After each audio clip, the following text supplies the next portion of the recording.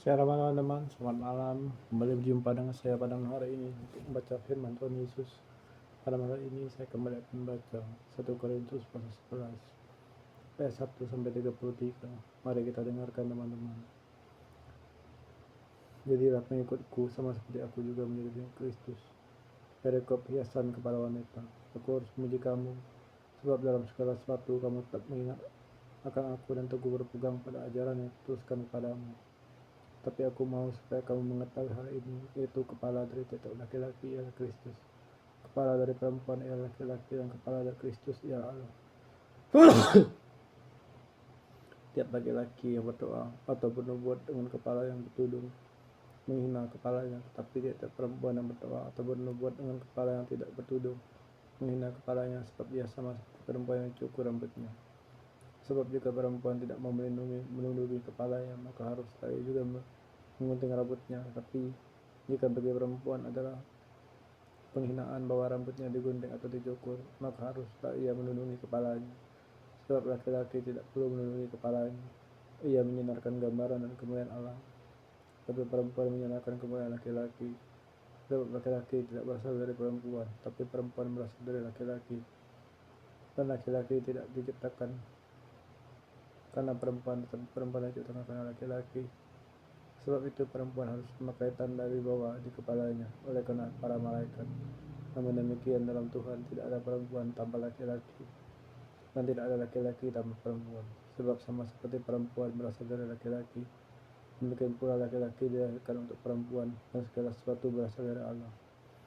Timbanglah sendiri, patutkah perempuan berdoa kepada Allah dengan kepala yang tidak bertuduh? Bukankah Allah sendiri menyatakan kepadamu bahwa adalah kehinaan bagi laki-laki jika ia berambut panjang, tapi bahwa adalah kehormatan bagi perempuan jika ia berambut panjang, sebab rambut diberikan kepada perempuan untuk menjadi penudung. Tapi jika ada orang yang mau membantah, kami pun jemaat-jemaat Allah tidak mempunyai kebebasan yang demikian. Dari kebiasaan yang salah dalam perjamuan malam. Dalam peraturan yang berikut, aku tidak dapat memuji kamu, sebab pertemuan-pertemuanmu tidak menandakan kebaikan, tapi menandakan keburukan. Sebab pertama-tama aku mendengar bahwa apabila kamu berkumpul sebagai jemaat, ada perpecahan di antara kamu, dan hal itu sedikit banyak aku percaya. Sebab di antara kamu harus ada perpecahan, supaya nanti siapakah di antara kamu tahan uji. Apabila kamu berkumpul, kamu bukanlah berkumpul untuk makan perjamuan Tuhan, tapi pada perjamuan itu tiap-tiap orang memakan dahulu makanannya sendiri, sehingga yang seorang lapar dan yang lain mabuk. Apakah kamu tidak mempunyai rumah sendiri untuk makan dan minum?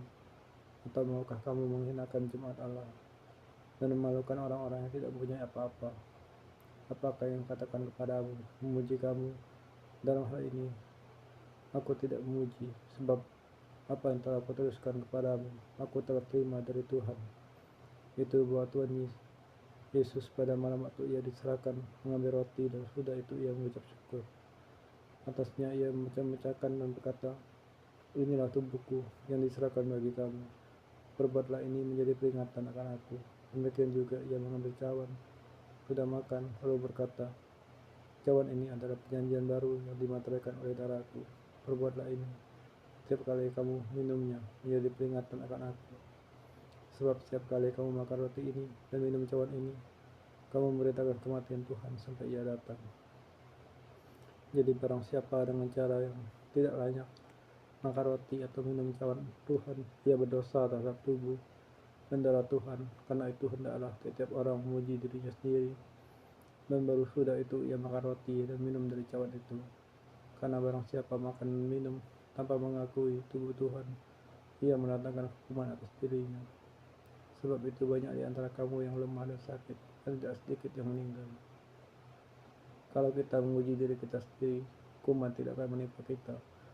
Tapi kalau kita menerima hukuman dari Tuhan, kita dididik supaya kita tidak akan dihukum bersama-sama dengan dunia.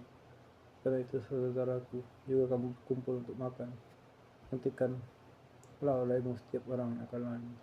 Kalau ada yang lapar, baiklah ia makan dahulu di rumahnya, supaya jangan kamu berkumpul untuk dihukum. Hal yang lain akan kuatur kalau aku datang. Terima kasih Bapak, terima kasih Tuhan. Aku tempatkan segala kota-kota kecemasan dan berilah hatiku untuk ikhlas dan menerima boleh jadi. Dan aku kasih kata Yesus.